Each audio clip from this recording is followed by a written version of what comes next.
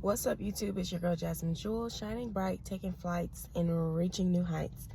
And in today's video, we're going to be talking about the influence that you have on others and how it should be used for good. So, you have influence. Whether you like to believe it or not, you have influence. And whether you're influencing people in real life, online, on social media, you have influence. God has given us different gifts. And this is for specific people who have influence, who can just be themselves. And people are influenced by you. People are inspired. You are motivating to other people. And so when you have that gift, you have to use it for good. And a lot of times you don't realize you have it. So I know that I have it. Not to be like boasting about it, but in the most humblest way. I realized it maybe about a month ago. So I was working and I met this man who's very wealthy, and I was just eating some chips one day, some sun chips, and this man is seeing me eat some chips. Now I'm a snacker. It's a bad habit that I have to get rid of, but I'm a snacker, especially with me working nights. Like, you gotta have something to keep you up.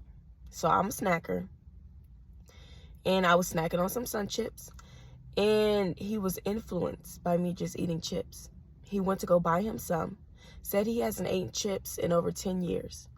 Specifically sun chips. He hasn't had sun chips in over 10 years. But since he saw me eating some, he was influenced to have some sun chips. I did not do anything. I was simply being me, doing my work, eating my snacks.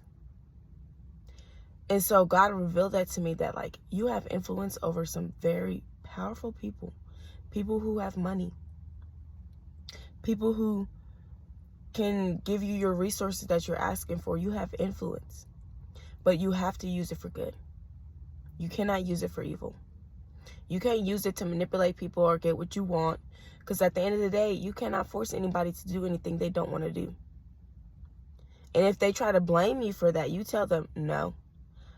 I said, if this is not what you want to do, you don't have to do it.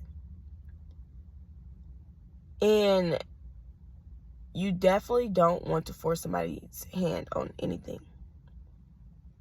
That's what I had to learn growing up. You can't force anybody to do anything. You can't.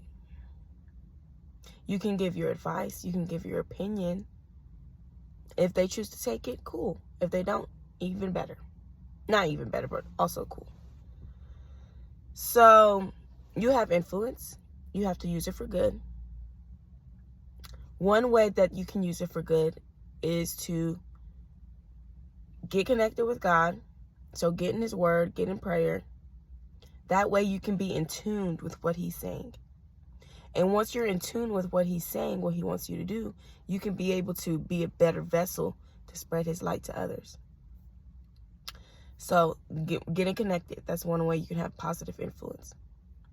Number 2, not judging or condemning people.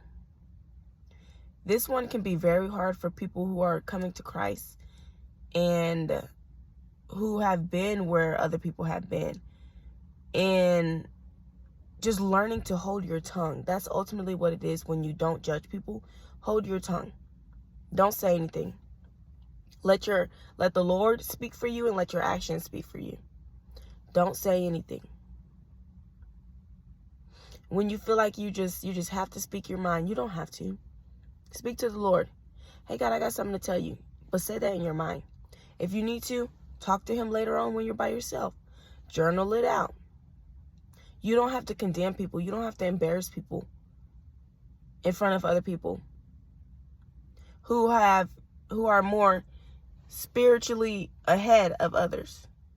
Y'all, excuse my hair. I had to cut my leave out. So she's just a little bit in the awkward stage. But I'm going to work just like this. And yeah, that's what I've had to learn. I had to learn to, like, just keep your mouth closed. If somebody asks you about something, then that's when you can speak up. But you don't got to say everything that's on your mind. You don't. I know it's hard. I'm that type of person where I'm just going to say it. Wait for the Lord. Be still. Wait until he gives you that confirmation to say what you need to say. So 1, stay in tune with God. 2, be slow to speak. And my third point on making sure that you're spreading the love and the light of God is to just be who God created you to be. Find out who that is. Find out who you're supposed to be, who God created you to be. Because once you come into Christ, you're a new creation. So you can't keep doing the old things that you used to do. He says it time and time again in the Bible. You cannot keep going back to who you used to be. Don't be like Lot's wife who turned around and went back to her old life. Don't be like that. Don't keep doing what you used to do.